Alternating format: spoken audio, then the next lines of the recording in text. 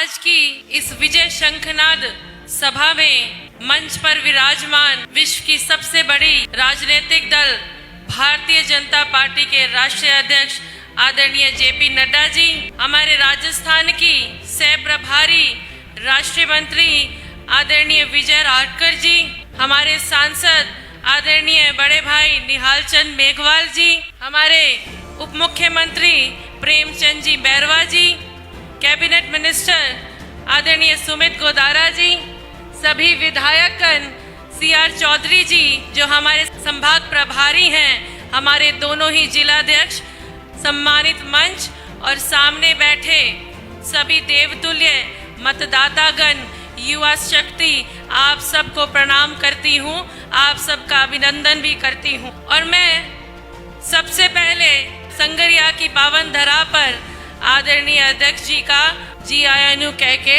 आदर सत्कार करती हूँ और आप लोगों से पहले एक जय घोष का आग्रह करती हूँ। सभी हाथ ऊपर उठाकर भारत माता का जयकारा करें। बोलिए भारत माता की, भारत माता की, बोले सोनेहाल, बाबा साहब अमर रहे। और केशवानंद जी की धरा पर खड़े हैं स्वामी केशवानंद जी महाराज की मैं सर्वप्रथम धन्यवाद करना चाहूंगी आदरणीय अध्यक्ष जी, आदरणीय मोदी जी और आदरणीय हमारे पूरे शीर्ष नेतृत्व का कि इस साधारण सी महिला कार्यकर्ता को, एक दलित की बेटी को आपने श्री गंगानगर लोकसभा क्षेत्र की प्रत्याशी बनाकर एक बहुत बड़ा उपकार किया है।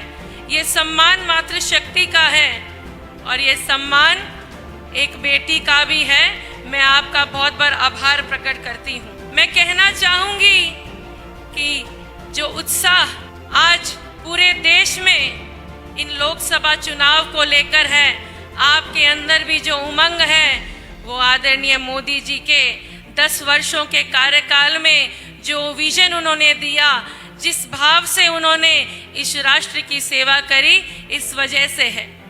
और आपने देखा है कि उन्होंने महिला उत्थान के लिए, गरीब कल्याण के लिए अनेक योजना लेकर आए। गरीबों को अगर पॉवर्टी लाइन से उन्होंने सुधारा तो आदरणीय हमारे नरेंद्र मोदी जी ने सुधारा। मेरी मातृशक्ति जिनको उज्ज्वला योजना से सिलेंडर उपलब्ध कराकर धुएं की जिंदगी से दूर किया, शौचालय निर्माण करवाकर आपने नारी के मान सम्मान की बात करी।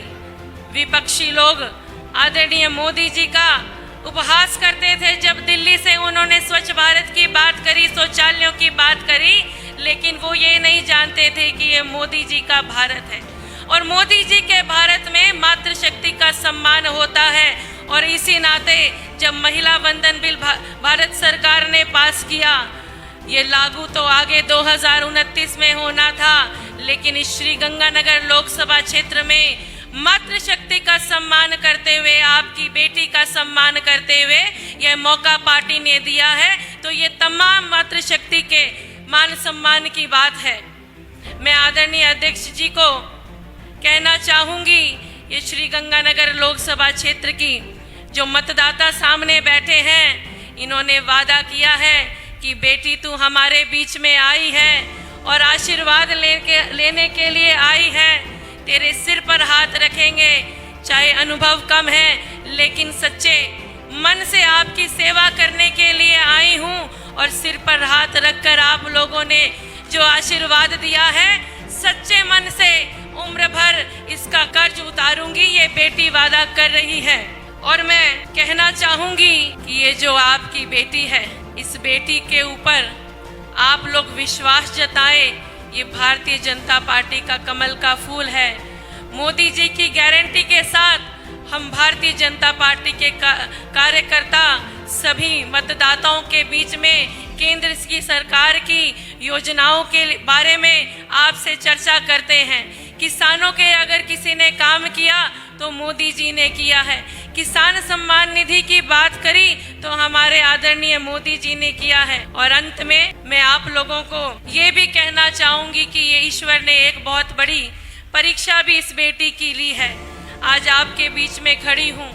मेरे प्रेरणा जो मेरे गुरु भी हैं, आज मेरे नाना जी आदरणीय जो रहे उनका स्वर्गवास हो गया है, लेकिन कर्म पथ पर आपके बीच में ये बेटी खड़ी है, तो आप सबके आशीर्वाद के कारण खड़ी है कि ये सच्ची सेवा भाव से आपके बीच में आई है। और अंत में मैं आदरणीय अटल बिहारी वाजपेयी की पंक्तियों के साथ में मेरी वाणी को विराम देना चाहूंगी। अंधियारे में उजियाले में, कल कच्छार में बीच घाट में, घोर घृणा में पूत प्यार में, दीर्घ जीत में क्षणिक हार में, कदम मिलाकर चलना होगा, कदम मिलाकर चलना होगा।